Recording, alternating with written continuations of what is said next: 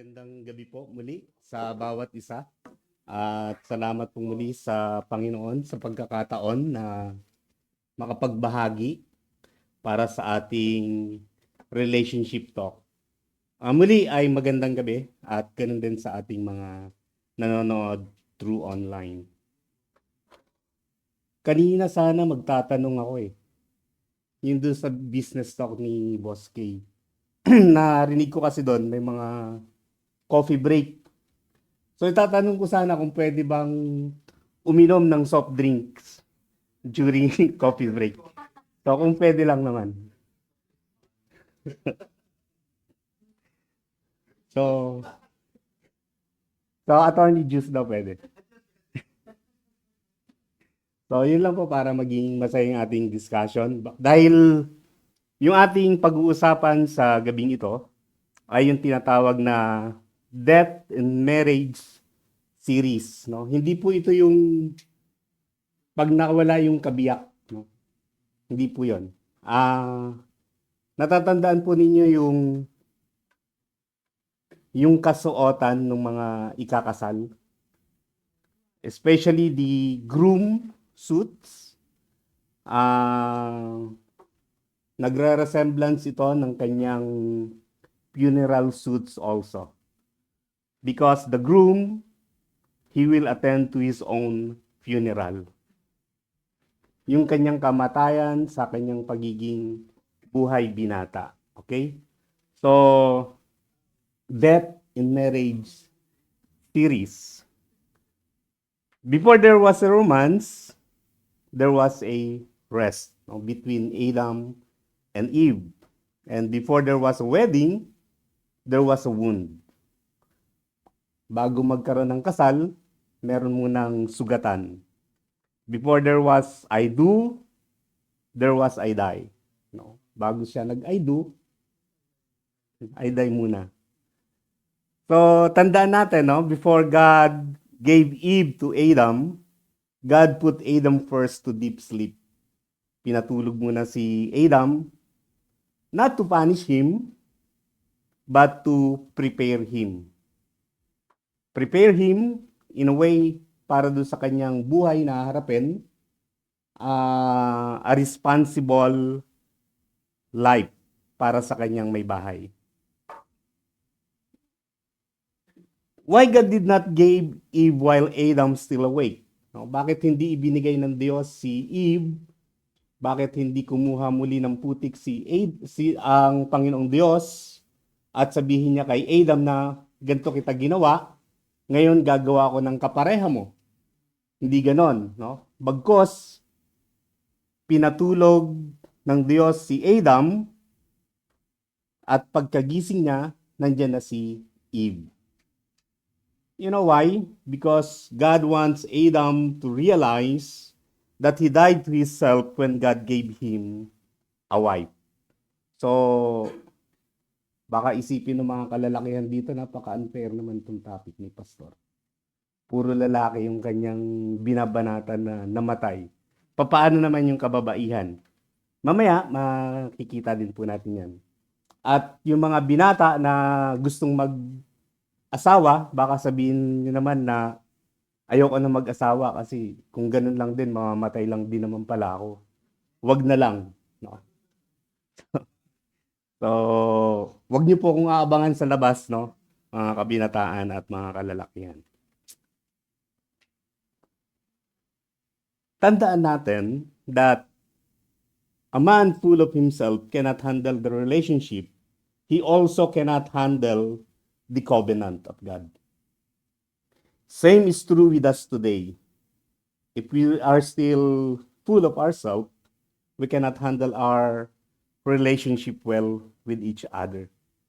So, paano ma-handle yung relationship ninyong dalawa kung puro sarili mo pa rin yung nakikita mo? Kung ikaw pa rin yung gustong masunod. Yes, God created us equally, but God created us in different purpose. Sa mga kalalakihan, merong layunin ng Panginoon na iniatang. Ganun din naman sa mga kababaihan. Sa mga kalalakihan, to carry on God's purpose. Sa mga kababaihan, to help man to accomplish God's purpose. No? Parehong mahirap, no? Parang sabihin ng babae, hindi nga ako mamamatay, pero hindi naman ako mabubuhay para sa sarili ko, kundi para tulungan yung mga kalalakihan o yung magiging kapareha ko para i-accomplish niya yung purpose na ibinigay sa kanya ng Diyos. In God's kingdom, love begins where self ends. No? Nagsisimula yung pag-ibig kapag namamatay tayo sa ating sarili. Sabi nga ng isang preacher, ng isang evangelist from Bahamas, si Miles Monroe, unless you die to your independence, you are not ready for interdependence. Unless namamatay tayo sa ating pagiging independyente, hindi tayo nakahanda para sa isang interdependence. Yung sa isa't isa. Interdependence tayo sa isa't isa. Marriage is not the joining of two people trying to find happiness, but marriage is merging of two persons died to self, born and live as one life. Yung pinaka-big idea natin dyan is the ultimate goal of marriage is not to make your spouse happy. Ha? Tama ba yung narinig namin, Pastor? Yes, the ultimate goal of marriage is not to make your spouse happy. The ultimate goal of marriage is to make your spouse holy. Tandaan natin yan. It's not to make him or her happy, but to make him or her holy. Mamaya, bibigyan pa natin ng mas malalim po na pagkakataon yan, na diin, yung papaliwanag. Yung ating verse ay matatagpuan sa Genesis chapter 2, 21 to 24. Basahin po natin. Sabi dyan, So the Lord God caused the man to fall into a deep sleep. And while he was sleeping, he took one of the man's ribs and then closed up the place with flesh. Then the Lord God made a woman from the rib he had taken out of the man, and he brought her to the man. Then the man said, This is now bone of my bones and flesh of my flesh. She shall be called woman, for she was taken out of a man. That is why a man may leave his father and mother and is united to his wife, and they become one flesh. No? So, nagiging isa sila. Tuloy po tayo. Sabi dyan, the divine surgery of marriage. Number 1 is deep sleep. No? Parang pelikula lang no? Deep sleep. Yung parang magugunaw na yung mundo. Tapos merong malaking submarine, no? Na deep sleep, the symbol of surrender. Huh? General anesthesia. The Hebrew word for deep sleep is tardema, no? Tardema. Kumbaga sa atin sa Pilipino, ito ay tulog mantika. Nakuha na lahat-lahat sa'yo, hindi mo pa rin namalayan. Nakuhaan ka na ng isang parte ng katawan mo, hindi mo pa namalayan. Diba? Tulog mantika. Pero pag sinabing tulog manok, ano yun? Mababaw ang tulog. Yes.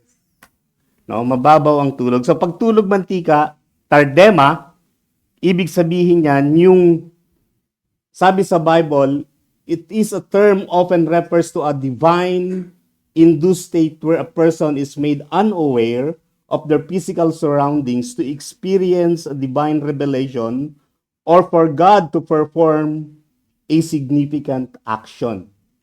Sino nakaranas dito yung nanaginip ka tapos akala mo nagising ka na and then tuloy-tuloy pa rin pala yung panaginip mo? No? Naranasan niyo yun? Okay. Hindi po yun bangungot, no? Parang yung sarili mo parang yun nga parang pumupunta sa ibang no parang binibigyan ka ng ibang pangitain, no? Ng ibang pangitain. Naalala ko tuloy yung isang yung mag-asawa. Sabi nung babae, kasi malapit na yung birthday nung asawa, sabi niya, "Alam mo, love, na naginip ako." Sabi niya. "Oh, nanaginip ako na binigyan mo daw ako ng gintong singsing, gintong kwintas, at gintong bracelet." "Talaga? Panaginip mo yun?" "Oo." Sabi niya, sabi nung asawang lalaki, "O sige, hintay mo pagdating ng araw ng birthday mo." Excited yung babae. Pagdating ng birthday, binigyan siya ng regalo ng kanyang asawa. Akala niya box. Pag open niya, libro. Sabi niya, "Ha, bakit ito?" Alam niyo kung ano nakasulat sa libro? How to interpret your dreams.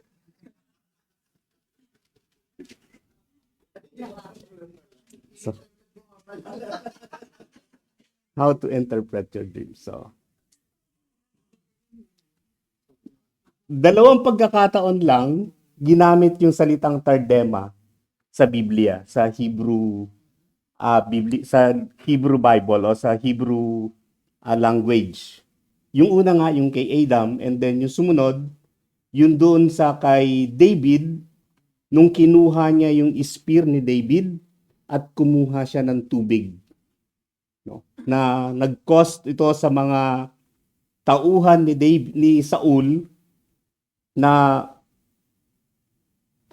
they are in deep sleep. Hindi nila namalayan si David, na nakalapit na si David doon sa kanilang lugar. God caused Adam to sleep, no? Tardema, so he can do something extraordinary in your life. Sa mga kalalakihan, God put us in deep sleep so that God can create something great in our life. Sa mga kababaihan, remember, God made you in a very special way. Okay? So, it's your pride. Kami, ginawa lang kami sa putik. Pero kayo mga kababaihan, kinuha kayo sa aming tadyang. God will often put your plans, preference, and pride to tardema, to deep sleep, so that He can bring forth that truly fits your purpose. What's purpose? To accomplish God's purpose in your life. You don't find Eve by striving, you find her by surrendering. So sa mga binata na naghahanap pa ng kanilang Eve, you will not find Eve by striving. Hindi nyo makikita si Eve habang nag-i-enjoy kayo sa inyong cellphone, sa inyong computer.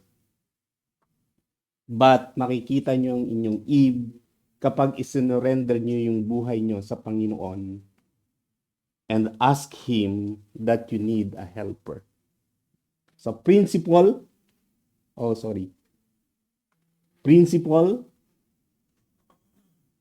number 1, God will not form a spouse for you while you are enjoying your ML. Hindi. While you are fighting your own will. No? Sorry. Namali lang po ng basa. While you are fighting your own will. So, hindi lilikhain ng Diyos ang iyong spouse, no?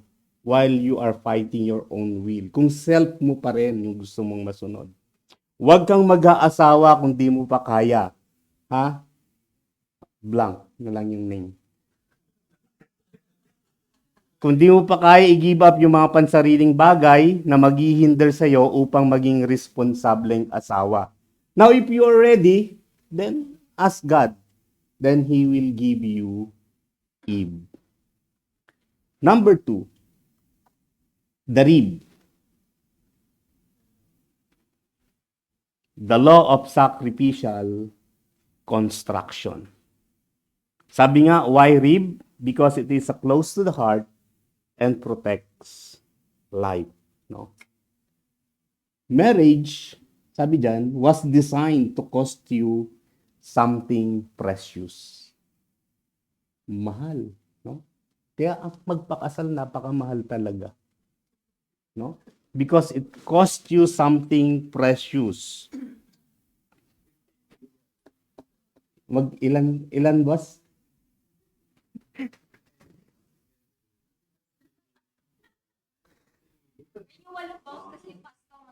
Mas mahal.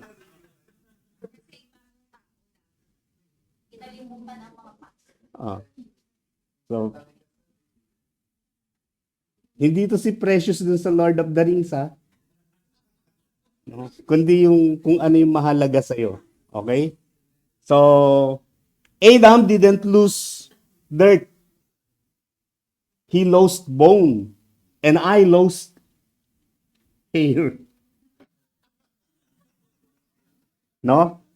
Joke lang para lang mawala yung antok nyo. Kasi anong oras na. No? So, he lost bone. That is why love cost nothing, worth nothing. O kapag ka umibig ka na walang pagpapahalaga, wala rin, no? So, sabi nga doon pwede kang magbigay ng walang pag-ibig.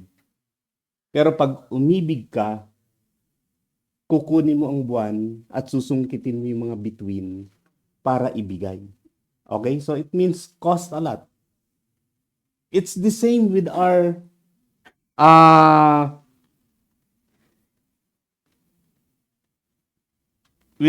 praising, no? Yung ating pagpupuri sa Diyos.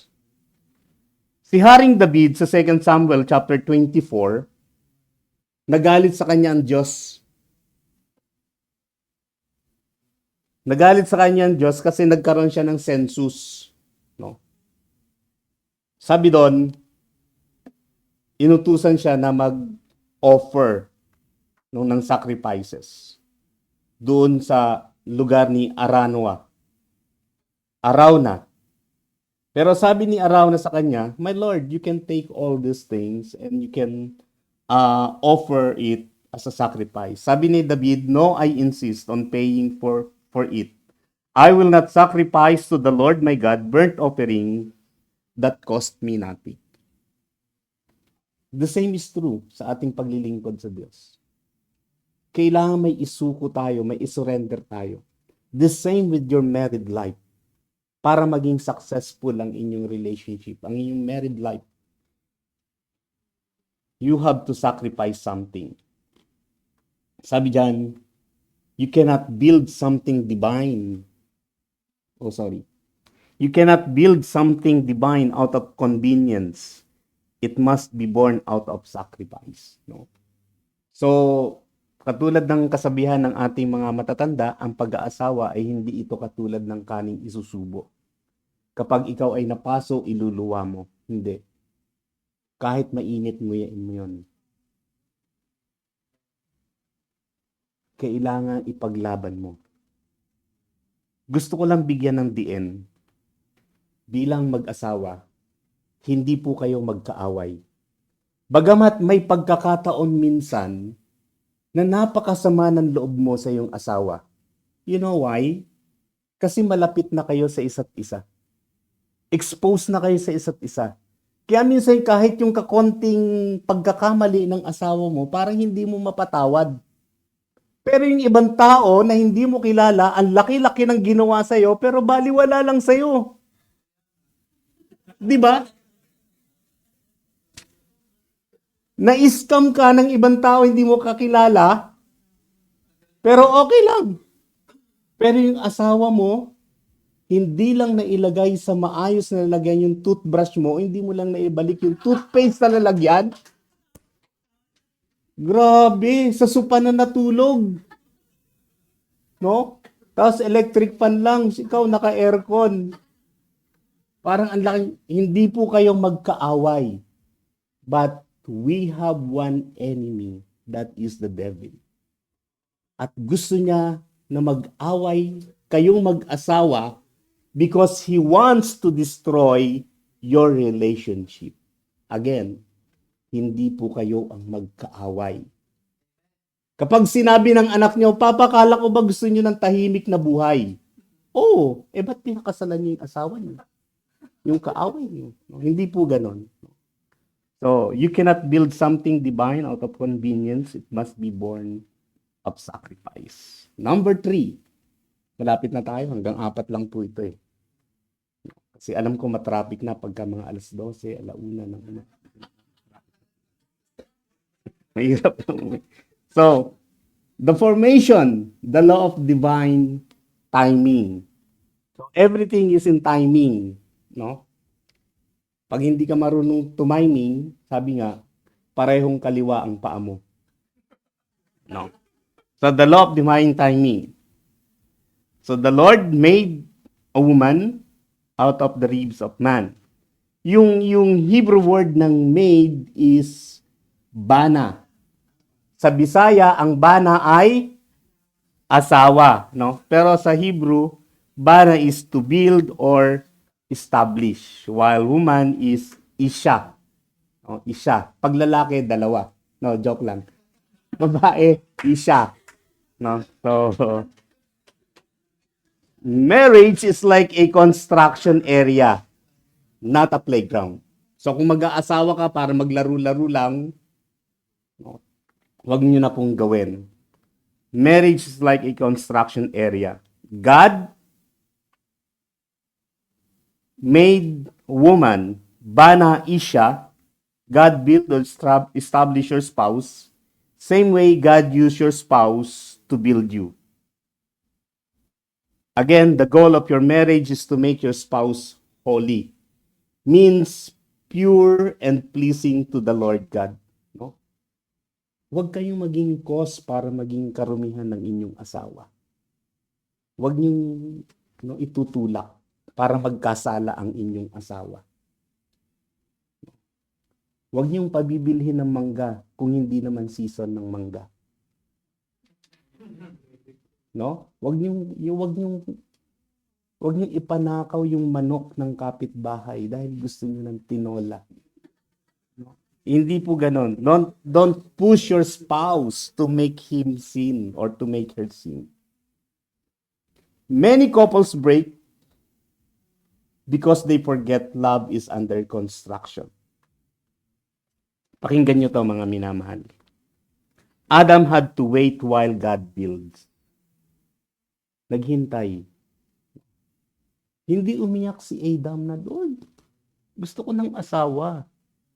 Bigyan mo ako ng babae na matangos ang ilong, na sexy, na matangkad. Hindi siya ganon. Bagkos, pinangalanan niya lang yung mga hayop. Habang nakikita niyo yung mga hayop, Mr. Pig and Mrs. Pig, siya wala man lang siyang Mrs. Pero hindi siya naghinanakit. And God saw his needs.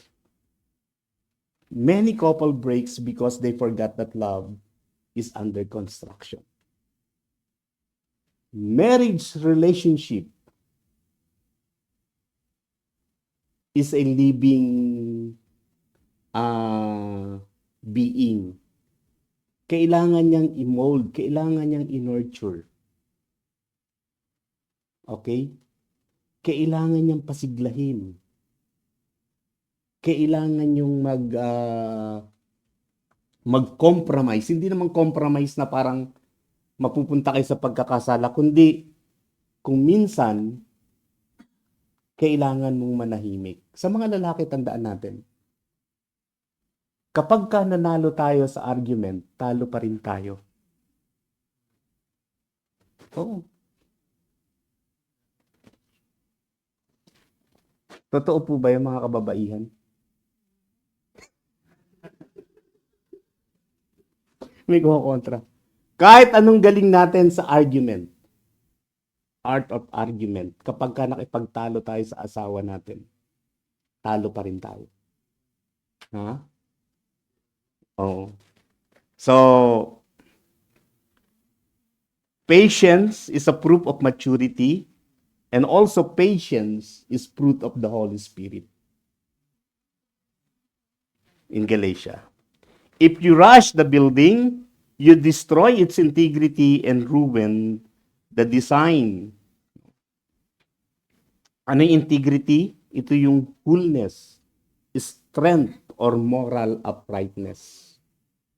Huwag kayong magmadali, no, na mag-asawa. Pero kung nandyan na, 25 years na kayong boyfriend and girlfriend, abay mag-isip-isip naman na kayo. No? Next year, magme-menopause na yung isa, tapos ayaw mo pa rin iyain magpakasal. In relationship, there is no smooth sailing. No? Submit to God's plan. He is building great in your life. No? There is no smooth sailing in husband and wife relationship. Well, may mga conflict. Sometimes may argument. But don't forget na hindi kayo ang enemy. Meron tayong iisang enemy. And then the last part. Wow. The presentation. The law of divine order. Sabi dito sa verse 22 ng chapter 2 ng Genesis, Then the Lord God made a woman from the rib he had taken out of the man, and he brought her to the man. Dinala siya. Pinakita siya. The first wedding was not arranged by man. It was officiated by God. This shows that in every kingdom, God is the matchmaker. Kapag ka ang Diyos yung nag-ano ng inyong pagsasama, no? Linawin ko lang yung yung nagbuklod sa inyo, no? Baka sabihin, ano yung pastor? Kasi maraming meaning yun. Yung nagbuklod sa inyong pagsasama.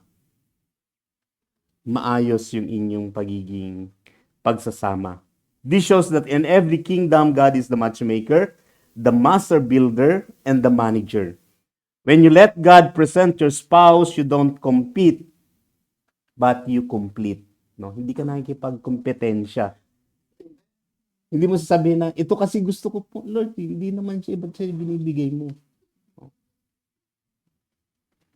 Hindi ka nga dapat makipag-compete. When you let God present your marriage, it doesn't perform for people, it fulfills purpose. Then, principle number 4, a marriage that begins in God will be maintained by God. Tandaan lang natin, no? Gusto ko lang bigyan din. The seed must die. Ano yung seed na yon? In John 12:24, sabi ng Panginoon, Very truly I tell you, unless a kernel of wheat falls to the ground and dies, it remains only a single seed. But if it dies, it produces many seeds. No? Yung buto, magpuproduce yan ng mas marami pa.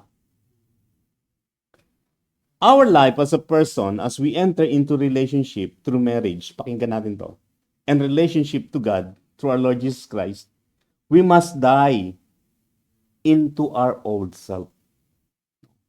Kapag tayo ay pumasok sa relasyon, be it marriage, tinanggap natin si Kristo bilang ating Panginoon, namamatay tayo sa ating lumang pagkatao. Kaya nga sabi ko kanina, sa mga lalaki, bakit yung ating damit pangkasal at damit ng ating kamatayan ay magkaparehas?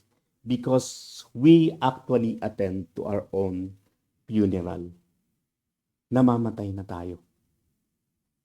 At nabubuhay tayo para sa panibagong buhay na idinisenyo sa atin ng Diyos bilang buhay may asawa.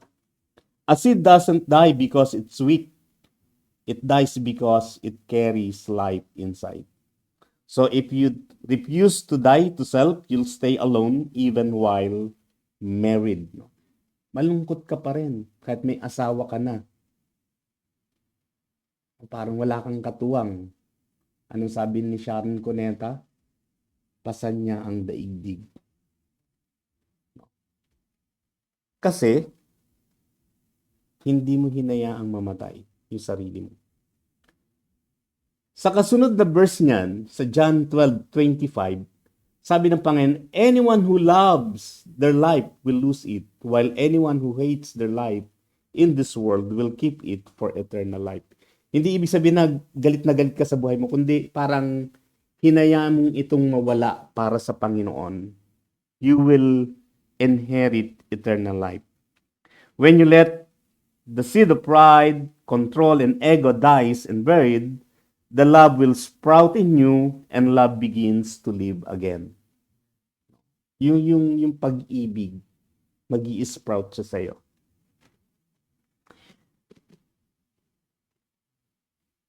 May dalawang mag-asawa, they are arguing endlessly about who is right. Nagtatalo sila, sino bang tama? Until one decides to be silent, to serve, and to forgive. That is not weakness, that is the resurrection power at work. So, nare-realize nila. May study na bakit daw yung isa sa mag-asawa, may study na inilabas na bakit daw yung isa kapag tumahimik, bakit daw siya tumatahimik? Ang labas doon, tumatahimik siya kasi napapagod na siyang makipag-argue sa kanyang asawa. So kahit mali yung asawa niya, nag-go na lang siya kasi pagod na siya makipag-argue. It's not a sign of weakness, but it is a sign of love. Ayaw niyang mawala yung kanyang spouse. Again, you and your spouse are not enemies. We have common enemy, that is the devil, Satan's work. Tandaan natin, si Satan, hindi siya lumabas while nag-iisa pa si Adam. Lumabas siya nung nilikha na ng Diyos si Eve, nung mag-asawa na sila. Lumabas si Satan para tuksuin, no? Para sirain na yung kanilang pagsasama. Hindi tinukso ni Satanas si Adam, di ba? Nung mag-isa pa lang siya. Pero nung mag-asawa na si Adam, lalo siya naging busy, tinukso naman ni Satanas si Eve. Kasi gustong sirain ni Satanas yung relationship na itinayo, na itinatag ng ating Panginoong Diyos. Love doesn't win by fighting. Love wins by dying. So, pwede natin itong itanong sa ating mga sarili. What part of me God put to deep sleep so that God can create something great in me? Ano yung gusto natin, no? Na ilagay ng Diyos sa deep sleep.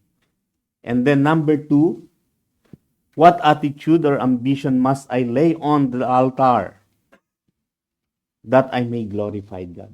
Ano yung pwede kong i-offer sa Diyos? O ano yung pwede kong i-offer? Maganda yung may ine-interview si Tony Gonzaga.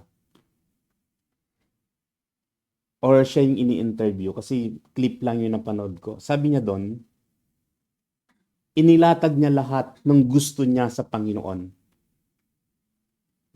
Lord, gusto kong maging ganito, maging ganito, maging ganito. Lahat nilatag niya sa Panginoon. Pero sabi niya, naglagay siya ng blank. Pero kung ano yung gusto mo, ito pa rin yung mangyari. Hindi itong mga gusto ko. Dahil itong gusto mo, alam ko ito yung pinaka-the best para sa akin.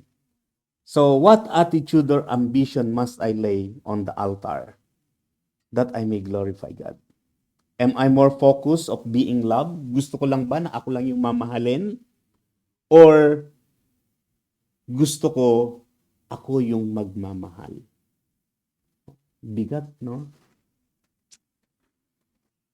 Marriage, no? Principle, pinakahuling principle. Marriage doesn't fail because people fall out of love. It fails because people refuse to fall out of pride. Ma-pride kasi. Sabi ng iba, ito na nga lang yung aking kayamanan. Yung pride ko na nga lang. Bibitawan ko pa ba? No? Parang ano lang no? Pang...